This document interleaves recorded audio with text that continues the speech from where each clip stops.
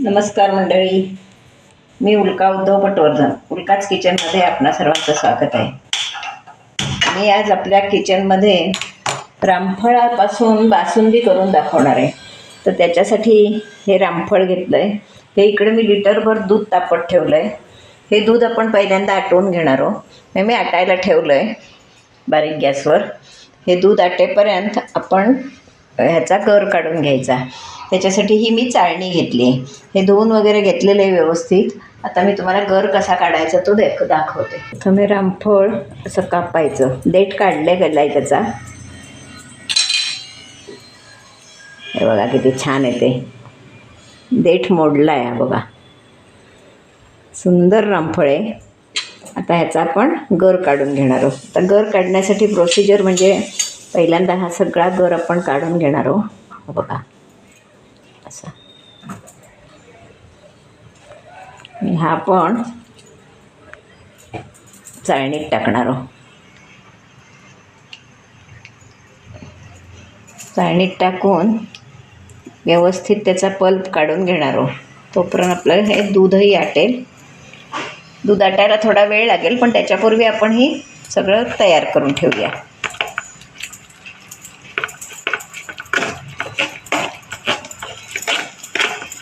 किती सुंदर असा पल्प येणार आहे.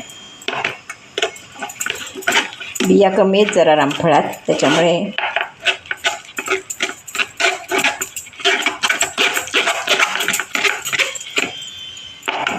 हे बघा असा पल्प येणार आहे छानपैकी. तर मी हा सगळा असा काढते. आपण त्याच्यात घालूया. खूप छान याचा वासही छान येतो बासुंदीला, आणि बासुंदी लागतेही छान. ठराविक सीझनला ज्या सीझनला जी फळं मिळतील तेव्हा हे सगळे प्रकार आपण करून खायचे.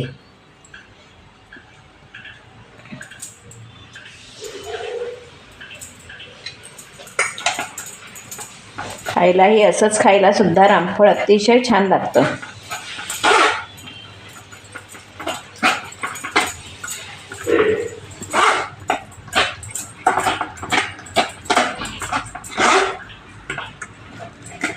हे मिक्सरवर करता येत नाही, हे असंच करावं लागतं.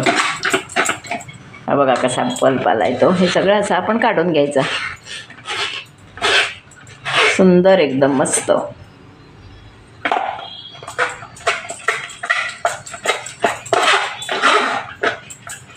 सुंदर असा पल्प आलेला आहे. किती सुंदर पल्प आहे बघा आलेला. आणि एकदम घरची अशी रामफळं आहेत आणि छान पल्प आलेला आहे. आता आपण हे दूध आधी आटवून घेऊया. दूध अगदी निम्म तरी आटवायचं.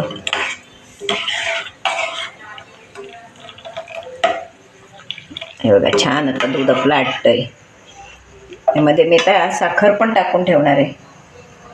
साधारणपणे त्याचा अर्धा लिटर दूध होणार आहे. मी अर्धी वाटी साखर घालते कारण आपण रामफळ घालणार आहोत तेही गोड आहे. त्याच्यामुळे अति गोडही बासुंदी छान लागत नाही. त्याच्यामुळे मी अर्धी वाटी साखर घातली आहे. अजून थोडं आटलं की त्यामध्ये मी हे ड्रायफ्रूट घालणार आहे, वेलची पावडर घालणार आहे. पण अजून थोडं दूध आटून दे. असलं तर केशर घातलं तरीही चालतं, जे तुमच्याकडे उपलब्ध असेल ते. अजून हे थोडं आटायला हवं. मी दाखवते मग तुम्हाला. बऱ्यापैकी आटलेलं आहे. तर यामध्ये मी ड्रायफ्रूट घालणार आहे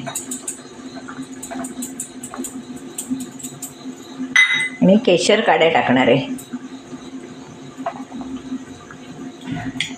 बघा ह्या केशर काड्या टाकले म्हणजे आपली एकदम शाही बासुंदी होणार आहे.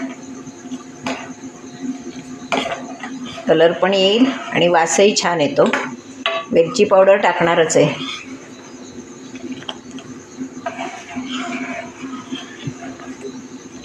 हे बघा बऱ्यापैकी आटलं आहे.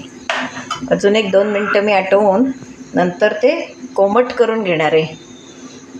आणि कोमट झालं की नंतर त्यामध्ये आपण पल्प मिसळणार आहोत. गरम याच्यात मिसळलं तर एखाद्या नाशण्याची शक्यता असते, म्हणून गरम याच्यात पल्प टाकायचा नाही. दूध फाटू शकतो. हे बघा कलर बदलला आता. केशरामुळे कलर बदलला. थोडी वेलची पावडर टाकणार आहे. हे मी अर्धा चमचा वेलची पावडर पण टाकली.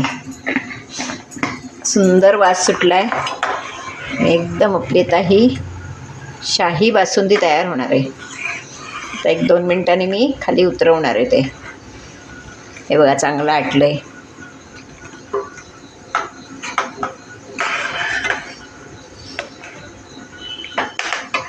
हे बघा दूध आपलं व्यवस्थित आटलं आहे. त्याला कलरही छान आला आहे. केशर घातल्यामुळे त्याला कलरही छान आला आहे. आता हे अगदी रूम टेम्परेचरला आलं की आपण त्याच्यात हा पल्प घालणार आहोत.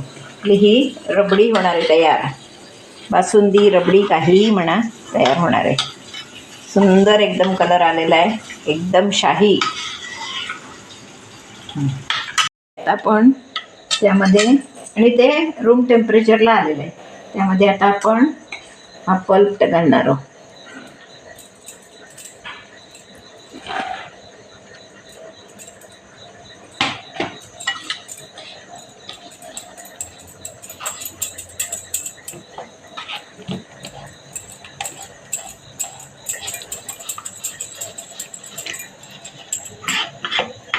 छान आपली रबडी म्हणा बासुंदी म्हणा काहीही म्हणा तयार झालं.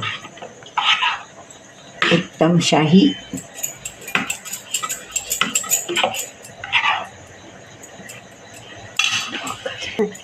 अशी आपली ही शाही बासुंदी खाण्यासाठी तयार आहे. आता आपण ही सर्व करूया.